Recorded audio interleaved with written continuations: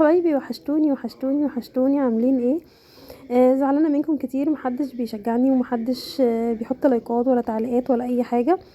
فيعني والله العظيم انا بحبكم جدا في الله، فنفسي قوي ان انتوا تعلقولي وتشجعوني وتشتركوا في القناه، وتقولوا لي ايه اللي مش بيعجبكم او ايه اللي انتوا نفسكم ان انا اعمله، ونبقى عيله واحده ان شاء الله باذن الله. النهارده هعيشكم معايا بقى جو رمضاني جميل كده.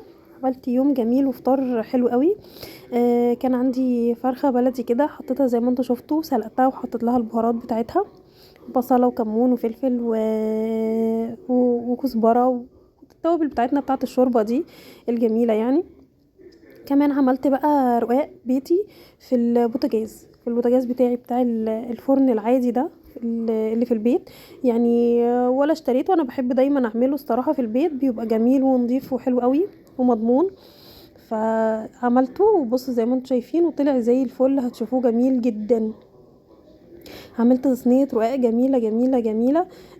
انتوا كمان برضو يعني حاولوا كده ان انتوا تعملوا كل حاجه في البيت، ما تكسليش، قومي كده هتنشطي واعملي الحاجه في البيت بدل ما تقعدي تكسلي. والله العظيم يا جماعه الواحد بيتعب شويه، بس لا بيبقى في فرق ان انت بتفرحي وبتفرحي ولادك وبتقعدي تعملي جو في البيت كده. على فكره ريحه الخبيز في البيت بتبقى تحفه. اللي معايا يقول لي كده، او اللي بيعرف يعمل الرقاق يقول لي، لان الرقاق بتاع البيتي من ايدك انتي بيبقى ليه نفس تاني اصلا، يعني غير اللي انتي بتشتريه، حتى لو شكله مش حلو، حتى لو طلع مش مظبوط معاكي، مش مدور، مش بس بيبقى ليه نفس تاني خالص خالص. يعني انا جربت لما كنت بشتريه من بره غير اللي انا بعمله الصراحه، ولادي بيحبوه. بصوا ببقى بعمل وهم عمالين ياخدوه مني وياكلوا، ياخدوه مني وياكلوا. فلا بيبقى فيه فرق تاني خالص خالص خالص. عملت زي ما انتم شايفين، حطيت الفرخه اتسلقت وبعدين عجنت الرقاق. طبعا كنت عجناه من قبل ما اعمل الفراخ بكتير، لان الرقاق لازم تسيبيه يريح شويه، ساعه او نص ساعه يعني تغطيه كده بعد ما تقطعيه، بسيبه يريح كويس عشان يفرد معاكي ويبقى سهل قوي وانتي بتعمليه. سبته يريح وعملت الفرخه. وبعدين زي ما انتم شايفين قعدت كنت بفرده كده وبسويه، سويته وبعدين نضفت مكاني. يعني انا بحب لما اعمل حاجه انضف مكاني. حاولوا تنظموا وقتكم كده، ان انتوا كل ما تعملوا حاجه تنضفوها، كل ما تعملوا حاجه تنضفوها، مش هتلاقوا اي مواعين ولا اي كركبه ولا الدنيا كلها اتدربكت فوق دماغكم فجاه. ان احنا عارفين موضوع الدربكه ده، بشوف معظم الناس بيسيبوا ايه، كل ما يعملوا حاجه يرموها في الحوض، كل ما يعملوا حاجه يرموها في الحوض. لا، ما تخليش حياتك كده. انا بحب كل ما اعمل حاجه صراحه. يعني عملت الطماطم ضربتها مثلا في الخلاط، بغسل الخلاط وصبانه مكاني واشيله مكانه.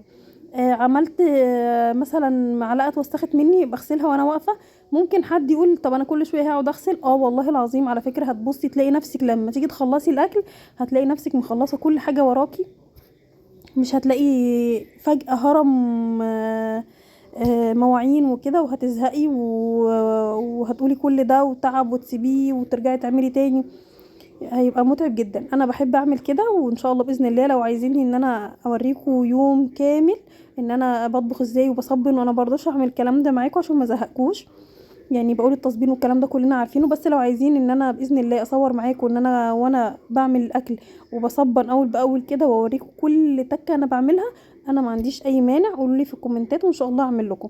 هنا بقى كنت عندي حاطه الطاجن ده، هعمل طاجن لسان عصفور، وكمان هعمل بقى اللحمه عصقتها علشان خاطر نعمل ايه الرقاق مع بعض. حطيت بصله مكعبات وعندي لحمه المفرومه، وهحط بقى التوابل بتاعتي، التوابل اللي هي السبعه، وكمان كمون وكزبره وفلفل اسود والملح، وهقلبهم كويس جدا لحد ما اللحمه تبقى استوت يعني. وهنعمل مع بعض الصينيه. انا هعملها بقى النهارده مش في صينيه عاديه، هعمل الرقاق بتاعي في الطاجن. انا الصراحه يا جماعه حبيت جدا جدا الطبيخ في الطواجن، ولقيت طعمه جميل. حتى جوزي يعني قال لي لا، الاكل ليه طعم تاني خالص في الطواجن. جربوا كده والله العظيم طعمه تحفه. فبصوا لسان العصفور حتى حمرته، يعني ممكن تحمروه في حله وترجعوه، لا انا بقيت احب ان انا اعمل اصلا من الالف للياء في الطاجن. يعني حمرت البصله وبعدين حطيت عليها لسان العصفور، هسيبه بقى لحد ما لونه يتغير، وبعدين هحط فيه الشوربه وهحطه في الفرن، هيطلع تحفه معايا. هخرط فلفلايه كده على اللحمه المفرومه او نص فلفله يعني، وهقلبهم كويس جدا مع بعض. اهو بصوا اللون بدأ يتغير وبقى جميل. كل سنه وانتم طيبين. يا رب الفرحه تدخل في بيوتنا كلنا وفي بيوت كل المسلمين يا رب، حتى المسيحيين يدخل الفرحه على قلوبنا كلنا جميعا وعلى اولادنا، ويشفي مرضى المسلمين ويرحم موتانا يا رب، اللهم امين. بصوا بقى شويه شوربه عجب، يعني حاجه جميله كده. ما تخافوش على فكره، مش بيحصل حاجه، زي ما انتم شايفين اهو الطاجن بحط الشوربه ومفيش اي حاجه. انا طبخت فيه كذا مره على فكره، وبعمل الاكل بتاعي زي ما انتم شايفين كده، وبعدين بدخله الفرن وبيبقى طعمه تحفه. اهو هزود شوربه كويس قوي. هبدا بقى هنا ايه، هدهن الطاجن اهو. الطاجن التاني بقى ايه، انا دخلت لسان العصفور كده في الفرن. هبدا بقى اعمل معاكم هنا الرقاق. هو ما كانش ناشف قوي، انا كنت عاملاه طري شويه الصراحه، علشان ايه انا يعني بحبه كده. هحطه في الطاجن، والله العظيم هيطلع برضو في الطاجن يا جماعه تحفه. برضو هحطه وهعمله وهزقه برضو هحطه في الفرن يعني. طبعا كلنا شاطرين وكلنا بنعرف نعمل وكلنا بنعرف نعمل كل حاجه، بس ايه يعني احنا بنشجع بعض ان احنا نعمل، ان احنا نغير.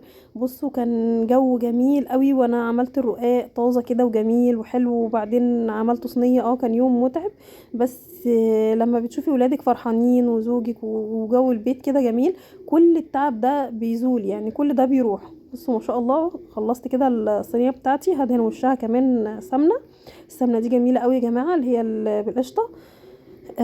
كنت لسه بصوا ما يعني سبته خد غلوتين كده الطاجن، وبعدين هحطه في اهو. بصوا هحطه في الفرن.